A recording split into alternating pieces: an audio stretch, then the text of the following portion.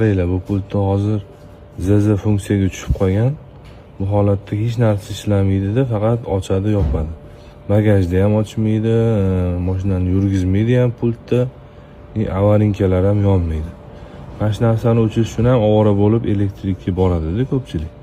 Shu narsani hozir o'zingiz qo'lingizda to'g'irlashni o'rgatib qo'yaman. Xo'p, ZZdan chiqarish uchun 1 bilan 3-knopkani, qulflash bilan bagaj ochadigan knopkani srazu bitta bosib qo'yib yuborsangiz chiqadi. Xo'p, PSV bilan drive, passiv rejim bilan drive rejim ham yonib qolgan bo'lsa, ochish bilan bagaj ochishni bossangiz passiv o'chadi. Buni cho'ntagingizda bosganingizda, ochaman deb bosganingizda qo'shimani ezib qo'yasiz-da. Shu paytda yonib qoladi. Xuddi shuni qaytarib essiz o'chadi.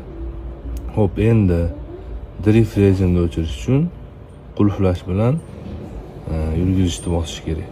1 2 3. Srazu mana o'chdi. Xo'p, endi tepada bolg'ani rasmi chiqib qolgan. Bu bolg'ani rasmi chiqib qolsa, mashinangizni kimdir tepsa ham, ursa ham, tumalatib yuborsa ham mashina pultga signal bermaydi. Panika rejim ishlamaydi. Buni o'chirish uchun bezokni o'chirdik-ku 1 bilan 3-knopkani. Shuni endi bosib turish kerak bo'ladi.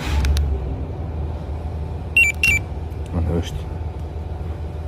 Bo'ldi, xudo xolisa bundan boshqa muammolar bo'yicha, tushunmagan narsalar bo'yicha direktga yoki kommentariyaga yozsanglar, to'liqroq yana ma'lumot beraman. Hammaga rahmat.